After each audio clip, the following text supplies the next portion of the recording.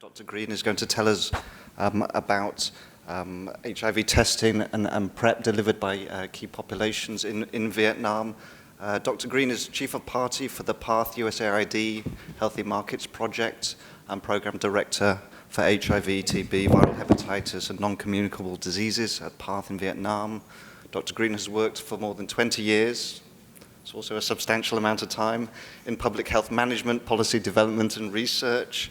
And since 2014 has led the Chronic Diseases Initiative at PATH Vietnam, including the USAID PATH Healthy Markets Project.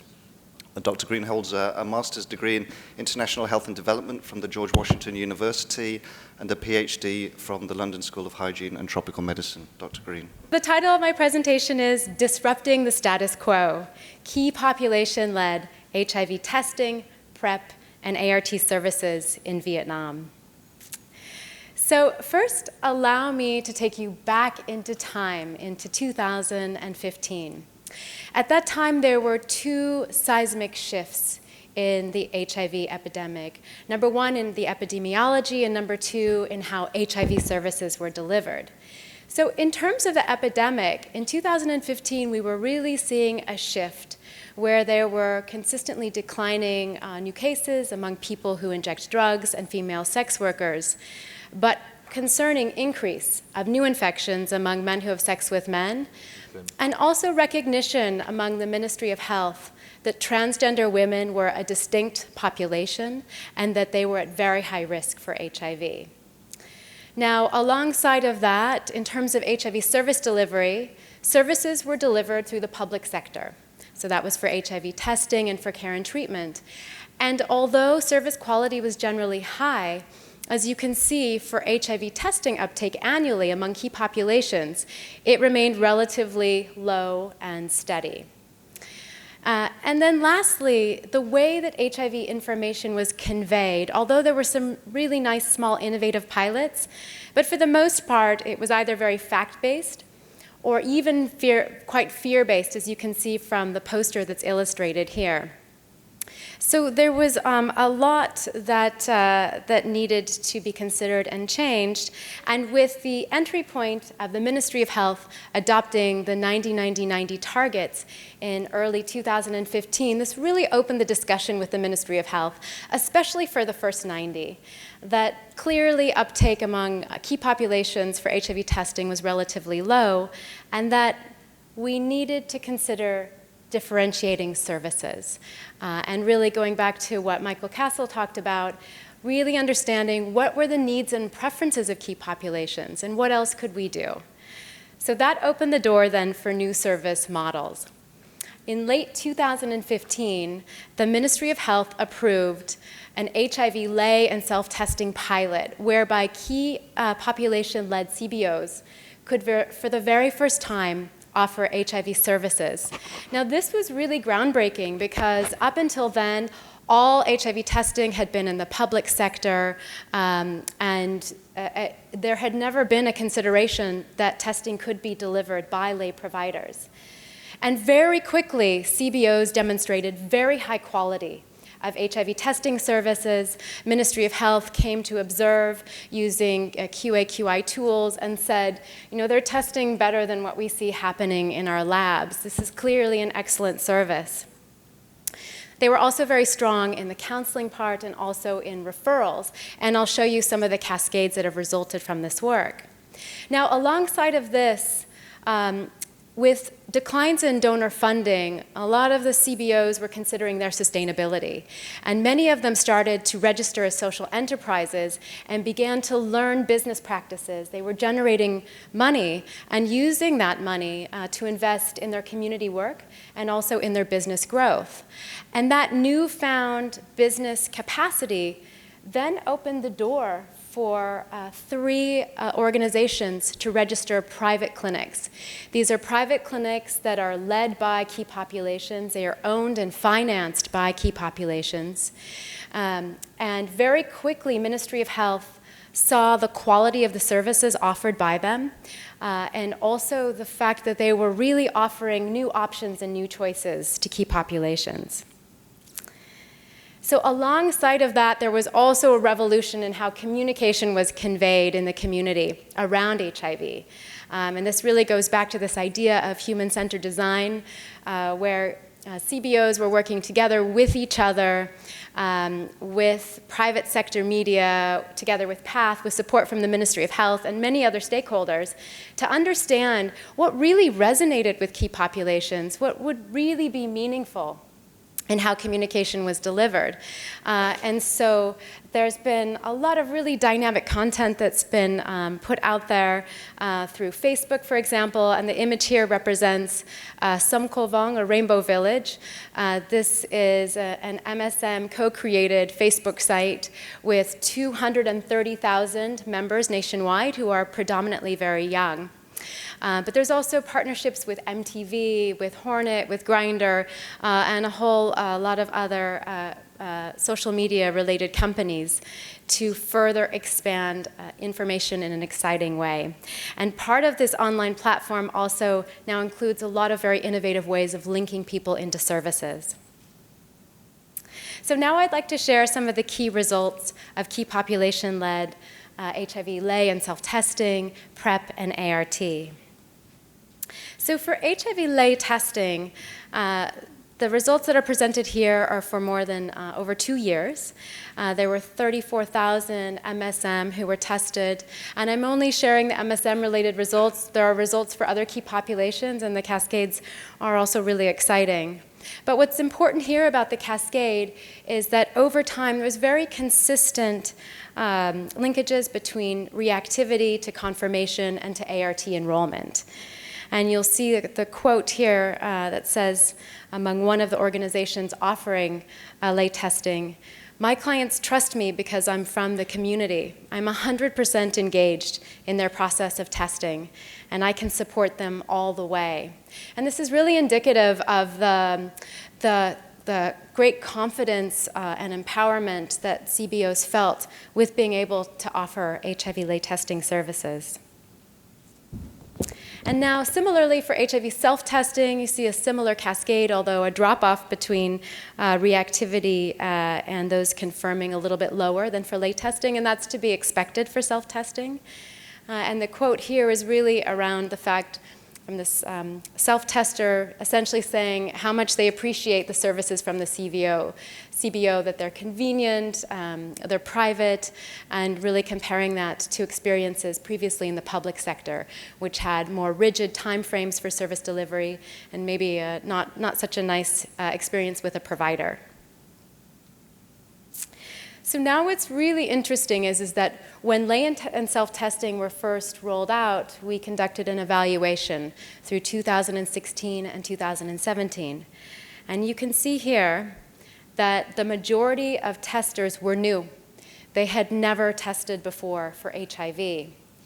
And as we also then look at annual HIV testing uptake among MSM, looking at the HIV sentinel surveillance data, you can see, as I said before, earlier on, uptake for annual testing among MSM was relatively flat and low. 2016 and 2017, we see this significant increase. And of course, there are many variables at play here. But what's really interesting is that for 2016 and 2017, we had such a huge scale up of lay and self-testing services, and also this very strong communication effort online to reach MSM with HIV testing. So this is really promising. So now I'd like to turn to some of the results for PrEP, through PrEP for PrEP.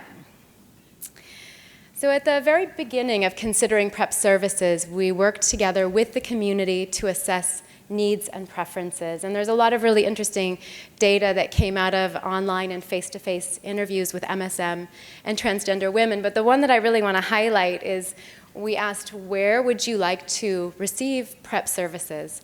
And the vast majority, 71%, said through a key population CBO. So this really influenced thinking with Ministry of Health about how services should be rolled out. And so as a result, a pilot was initiated, and this pilot has now become part of the national program. And the short-term goals were, number one, to demonstrate that PrEP was acceptable to key populations as an HIV prevention method. And number two, that it could be provided safely by community clinics and with community leadership. And three, that it could be delivered at costs that were feasible and affordable in Vietnam. But ultimately, the long-term goal of this pilot was to trigger larger scale access to PrEP through PEPFAR, the Global Fund, private clinics, and through the government, through social health insurance. So the populations that were reached initially were MSM, transgender women, and HIV-negative partners of those newly diagnosed with HIV. And the model was really fee-based service delivered through community-based organizations in partnership with either a key population private clinic or with a public clinic in Ho Chi Minh City and Hanoi. And so there's a range of service approaches at play here. Number one, there are the 3 key population clinics that are in Ho Chi Minh City, and 1 clinic in Hanoi that is a private clinic and very, very key population friendly, with key population staff that are working within the clinic. So here, these clinics are offering PrEP. They're offering STI services, services for viral hepatitis and for ART. There are also 5 public clinics. These are ART clinics that were identified because they're very KP friendly. And also, more recently, we're working with a partnership between 2 clinics and CBO, key population CBOs, to offer off-hour services so that clients that need to come for services over the weekend or after work can come and seek those services. So what's really excellent about this is that clients can receive HIV, STI, and HCV testing, and also be initiated on same-day PrEP. And lastly, of course, we're working in partnership with 11 key population CBOs that are offering high-quality HIV testing, PrEP screening, referrals, and adherence support. So these are the initial results from the PrEP work. There have been 1,125 individuals that have ever been on PrEP. Retention is around 74%. And what I really want to highlight here is you can see that the majority of clients have opted in for that private clinic model. So these are the key population-led clinical services. So now I'd like to turn to differentiated ART service delivery. Among the 3 private clinics that I referenced in Ho Chi Minh City, Thanh Giang, Galant, and there's a clinician from Galant who's at the meeting. He's lovely. His name is Dr. Mac. And also My Home Clinic. Across these 3 clinics, there are 300 clients that are being followed on ART. The majority of them are MSM, although also transgender women and female sex workers are being reached. And what I think is really exciting is that although the government has not yet approved multi-month prescriptions for ART, these clinics are still working on how to differentiate ART delivery based on client needs. So for example, they're doing home delivery. They're also doing consults online or by phone. And for those that live out of town, they're delivering ARV by bus or by express mail. So now I'd like to turn to conclusions and where to next. So fundamentally, the main message from really all of this is that key population-led services are making a tremendous difference in service uptake in Vietnam, to 90-90-90 targets, to prevention targets, and everything else in between. So in terms of what's next, we're continuing to work together in this ecosystem of partners to roll out differentiated ART and PrEP in the existing key population clinics, but also working with some other key population organizations to register new private clinics.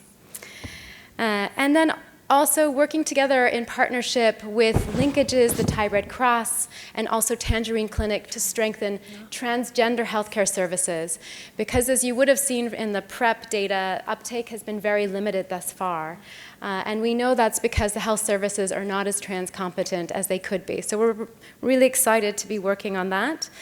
And then the next key point is solidifying the legal foundation. There was a question from Malaysia around, I think, some of the legality of key population-led services, and that's obviously a critical component for long-term sustainability. So there are legal pathways and a relatively clear way forward in Vietnam to enable that to happen, which is underway. And also, of course, looking at different financing modalities for KP-led health services. We continue to document the value of key population-led services and really importantly to continue to advocate for systematic KP engagement in Ministry of Health as technical advisors and as service leaders. Thank you. Before I close just briefly, I would like to acknowledge our partners who are leading CBOs and social enterprises and the private clinics that I mentioned. The Ministry of Health for being so open-minded and to their role in embracing innovation. Our private sector partners for all of their support. USAID for being a real champion of this work.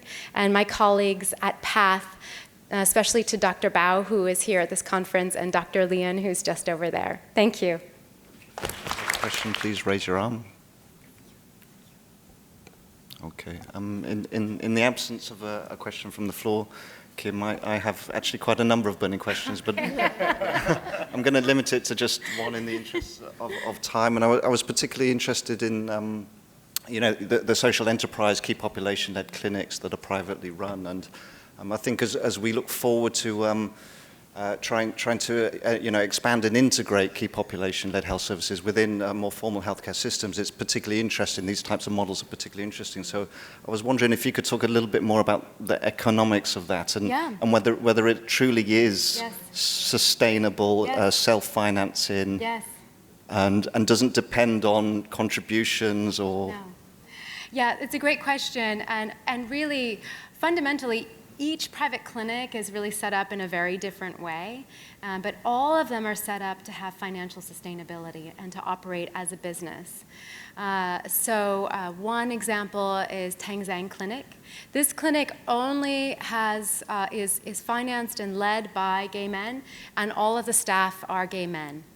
And in this clinic, they sourced their own financing, so from all of the members that came together, which was originally a CBO that became then a social enterprise that then became this clinic. And they are in the black, and they've been in the black for a long time. So they were very thoughtful about their setup. They were not overambitious. They started off at a relatively small scale, and as they have made money, then they grow. They make money, then they grow. So that's obviously a very smart business tactic. There's another clinic, Galant. They went in big, and their financing is from CBOs, MSM CBOs, FSW, and people who inject drug CBOs. It's a really unique and interesting model. The money comes from these groups. They have since secured financing from other investors. We've been working together with both those clinics that I just mentioned to help them develop business plans, to set up boards of directors so that they have individuals who have good connections in the community to financing, who understand how to run private clinic models, and who have good insights in fiduciary management. So for Galant Clinic, they were relatively in the black in the beginning, but they decided to become a polyclinic. This is really important because when you're a polyclinic in Vietnam, it means you can attract, you have a much bigger business because you're working across a lot of different health areas, but also that you can register for social health insurance. So you're really diversifying your clients and your funding base. To do that, they had to make a big investment. So they're now working their way out of being in the red, but they're doing that every month. They're making it closer to being in the black. So they're quite a healthy clinic financially. The last one, My Home, just opened, and they're very similar to the first one that I mentioned. They're moving step by step, and they're also in the black. So they're really good models then for other key population groups to learn from. We can take one question. So Kimberly, Vietnam, IBBS data from 26 from the DOL showed very high hepatitis B and C. So in the models, what is being done to integrate hepatitis B and C within HIV programming? That's a great question. Right now within the Ministry of Health, there's not systematic integration between HIV, Hep B, and Hep C.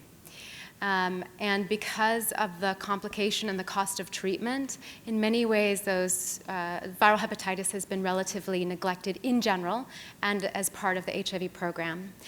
But we're really using these new service models as an opportunity now to bring greater attention to hepatitis B and hepatitis C, and are working with the very same lay providers, the same CBOs that are offering HIV testing, to now do particularly hepatitis C testing, and then to refer individuals in for diagnosis and then for treatment. So we're doing this, we're sort of building the ship as we're sailing it, in the sense that we're working with some of the manufacturers of DAAs to secure lower prices, and that's starting to manifest. So as much as we can get the prices lower, we'll be able to ensure that more people are able to benefit from treatment. The longer term discussions are with Ministry of Health and Social Health Insurance to cover DAAs. And that's in the works, but it's not happened yet. I think it's an incremental, because I seeing the data, it's like 12% among MSM that are hepatitis B positive, and Yes. 28% anti-HCV positive. Yes. It's quite high. It's quite high, and exactly. And so I think one last message is that when you're offering PrEP and PEP, it really provides the opportunity to then also do testing around HCV in addition to HBV. And we should do that. Thank you very much.